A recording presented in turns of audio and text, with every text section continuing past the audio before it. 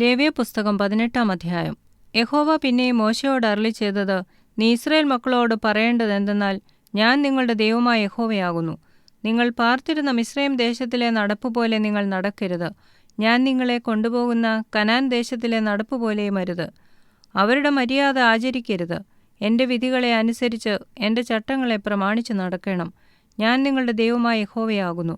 ആകയാൽ എൻ്റെ ചട്ടങ്ങളും ന്യായങ്ങളും നിങ്ങൾ പ്രമാണിക്കണം. അവയെ ചെയ്യുന്ന മനുഷ്യൻ അവയാൽ ജീവിക്കും. ഞാൻ യഹോവയാകുന്നു.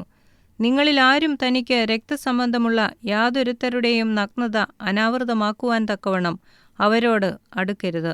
ഞാൻ യഹോവയാകുന്നു.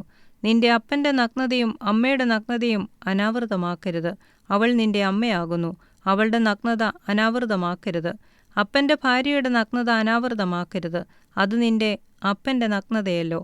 അപ്പൻ്റെ മകളോ അമ്മയുടെ മകളോ ആയ നിന്റെ സഹോദരിയുടെ നഗ്നത അനാവൃതമാക്കരുത്.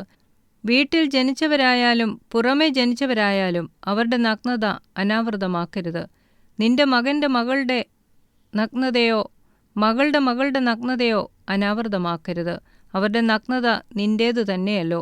നിന്റെ അപ്പന് ജനിച്ചവളും അവൻ്റെ ഭാര്യയുടെ മകളുമായവളുടെ നഗ്നത അനാവൃതമാക്കരുത്.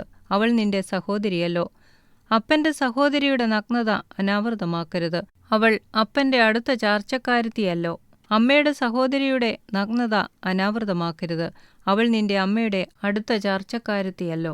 അപ്പൻ്റെ സഹോദരൻ്റെ നഗ്നത അനാവൃതമാക്കരുത്.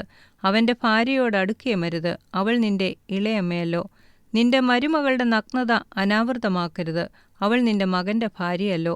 അവളുടെ നഗ്നത അനാവൃതമാക്കരുത്. സഹോദരൻ്റെ ഭാര്യയുടെ നഗ്നത അനാവൃതമാക്കരുത്. അത് നിന്റെ സഹോദരൻ്റെ നഗ്നതയല്ലോ.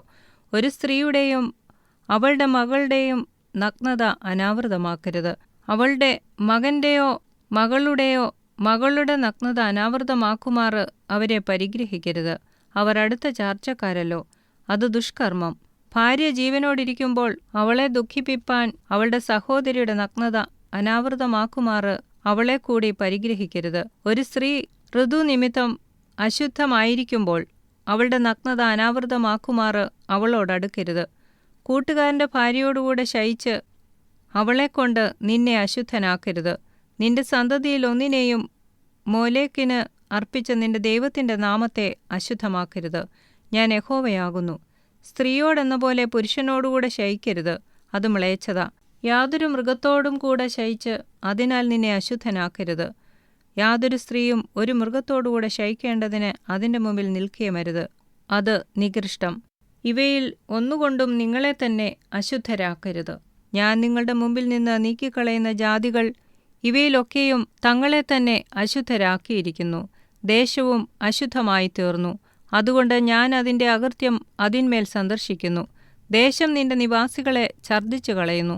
ഈ മ്ലേച്ഛതയൊക്കെയും നിങ്ങൾക്ക് മുമ്പേ ആ ദേശത്തുണ്ടായിരുന്ന മനുഷ്യർ ചെയ്തു. ദേശം അശുദ്ധമായി തീർന്നു.